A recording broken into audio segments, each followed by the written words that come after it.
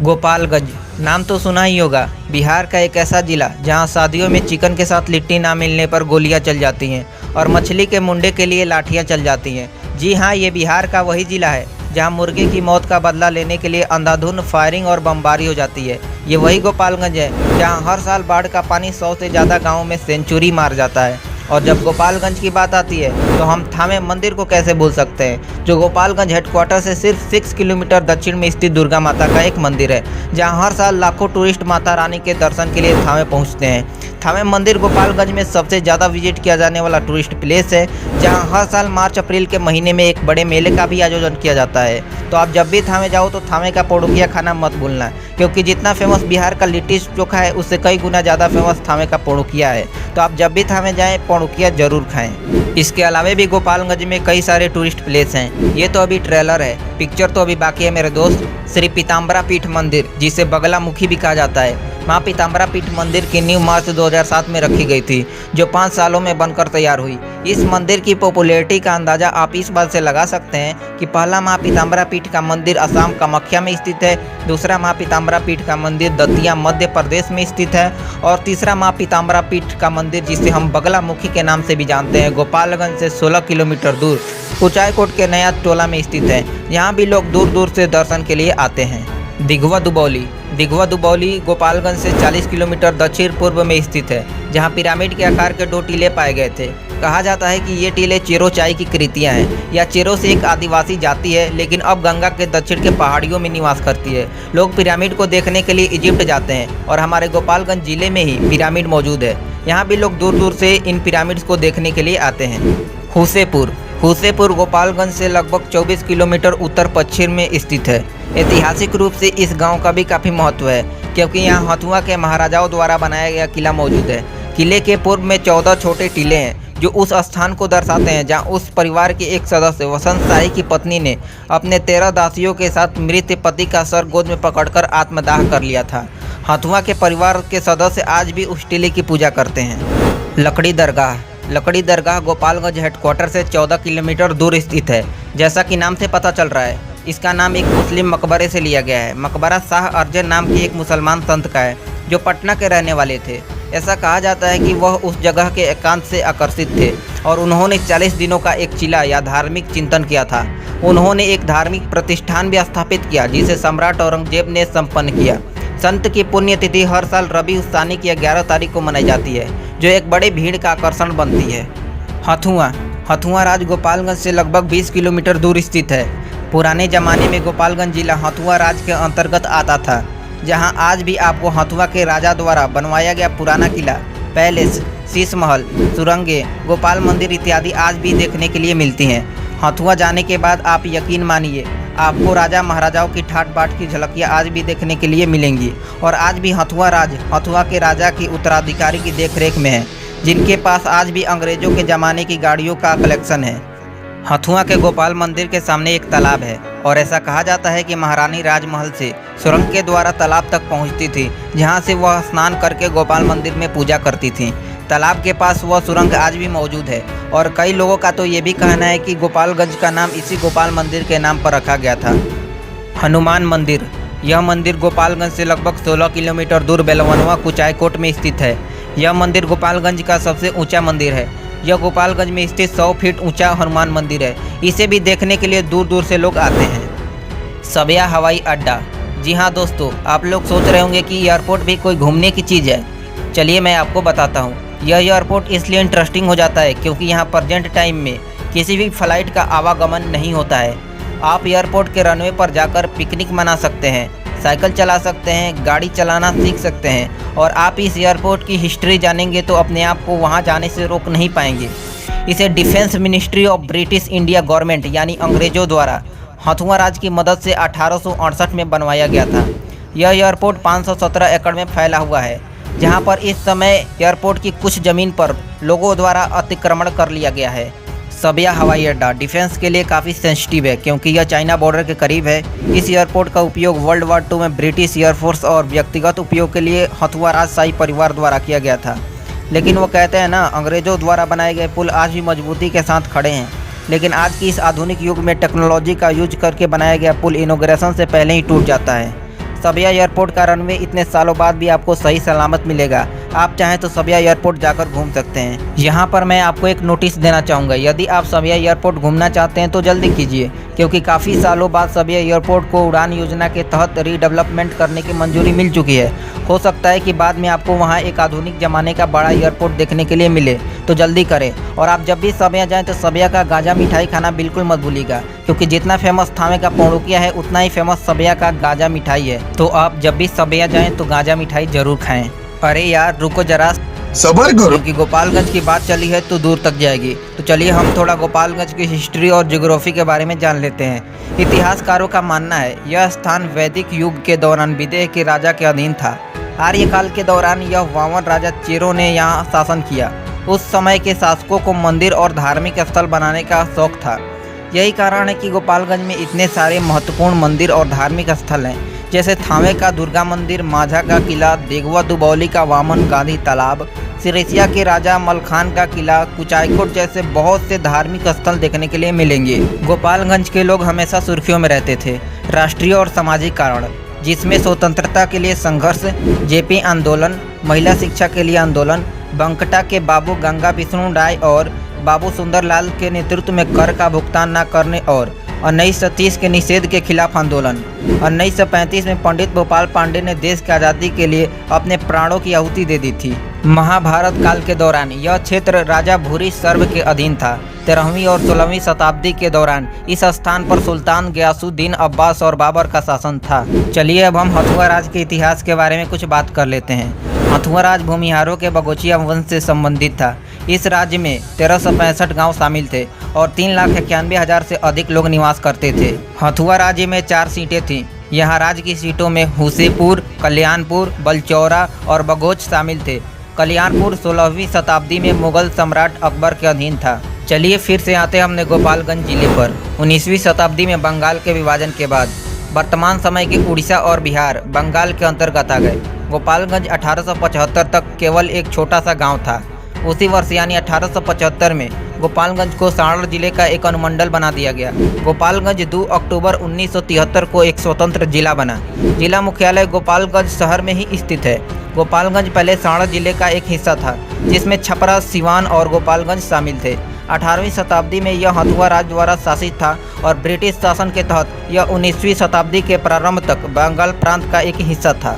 गोपालगंज पूर्व में चंपारण और गंडक नदी से, दक्षिण में सिवान जिले से और उत्तर पश्चिम में उत्तर प्रदेश के देवरिया जिले से घिरा है।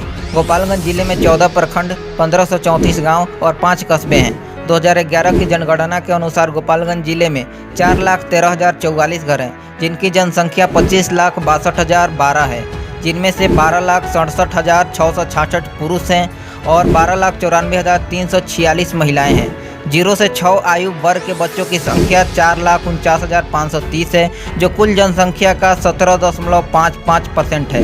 गोपालगंज जिले का सेक्स रेशियो 1021, यानी गोपालगंज जिले में 1000 पुरुषों पर 1021 महिलाएं हैं। गोपालगंज जिले का लिटरेसी रेट यानी साक्षरता दर 53.98% है, जिनमें से 62.63% पुरुष लिटरेट हैं और 45.51% महिलाएं लिटरेट हैं, यानी पढ़ी लिखी हैं। गोपालगंज जिले का कुल क्षेत्रफल 2033 स्क्वायर किलोमीटर है और पॉपुलेशन डेंसिटी 1260 पर स्क्वायर किलोमीटर है।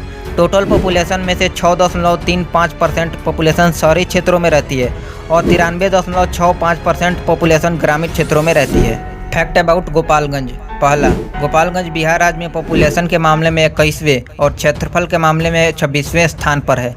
दूसरा, जनसंख्या की दृष्टि से प्रति स्क्वायर किलोमीटर गोपालगंज राज्य का 13वां घनी आबादी वाला जिला है, जहां पर स्क्वायर किलोमीटर 1260 व्यक्ति रहते हैं। तीसरा, गोपालगंज सेक्स रेशियो यानी पुरुषों पर महिलाओं की संख्या के मामले में प्रथम स्थान पर है। चौथा, गोपालगंज राज्य के चाइल्ड सेक्स रेशियो के मामले में 6ठे स्थान पर है।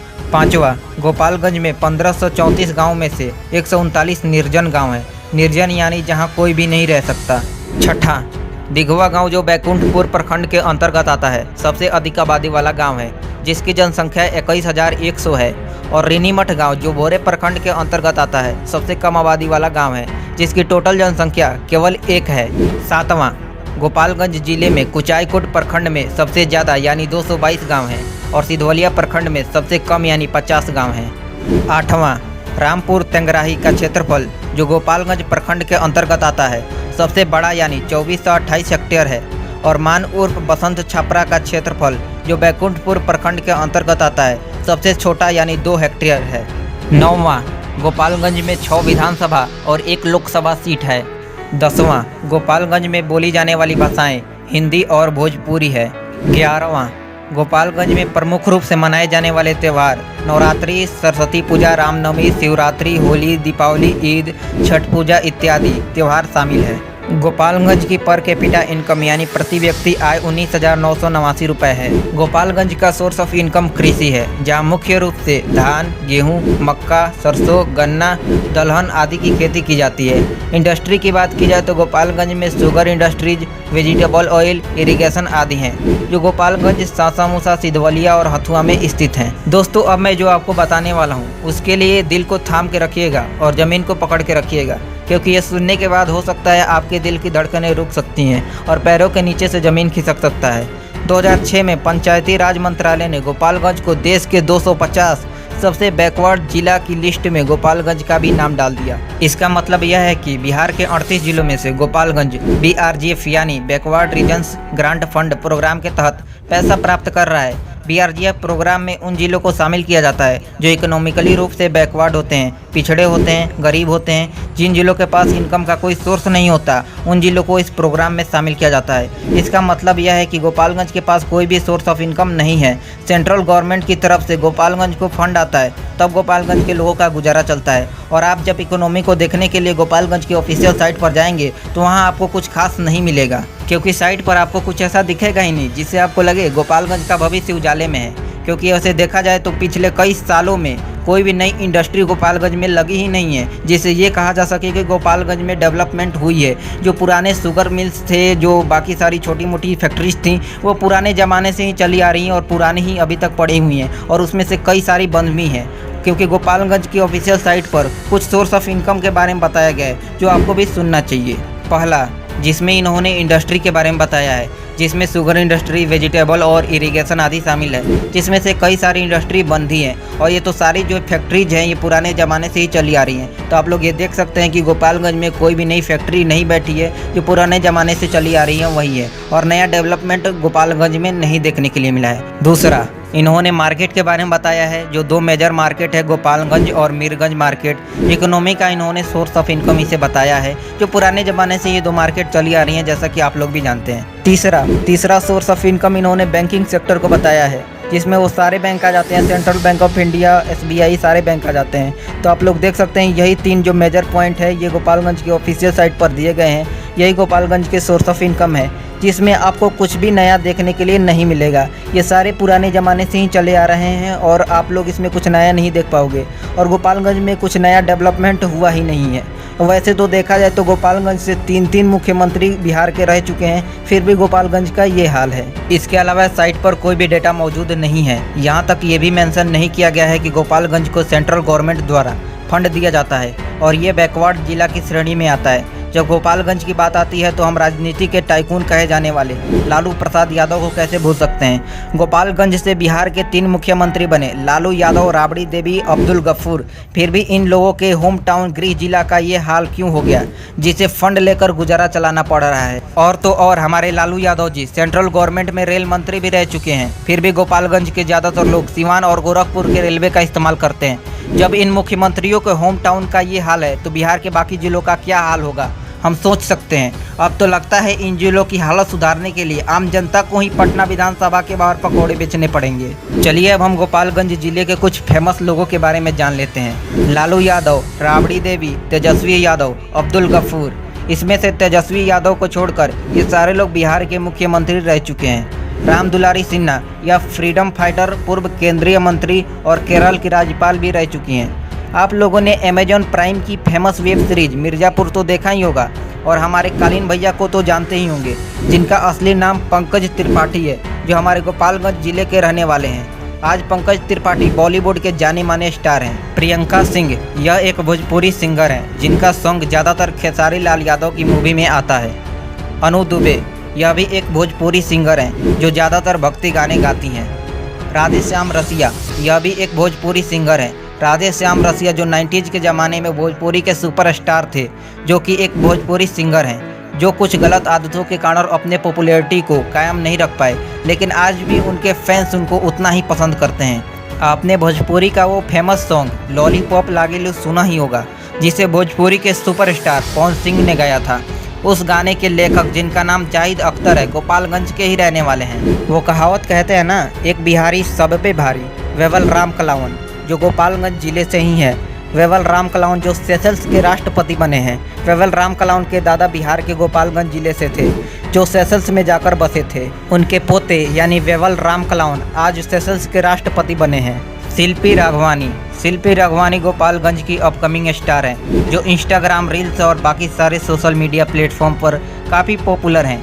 अब इन्हें तो भोजपुरी फिल्मों से भी ऑफर आ रहे हैं और ये एल्बम सॉन्ग भी कर रही हैं। आपका इस वीडियो के बारे में क्या राय है, हमें कमेंट बॉक्स में ज़रूर बताएं। और अगला वीडियो आप किस जिला पर देखना चाहते हैं, ये भी हमें कमेंट बॉक्स में ज़रूर बताएं। वीडियो पसंद आए तो वीडियो को लाइक मारो, शेयर मारो और चैनल पर नए हो तो यार सब्सक्राइब मारो।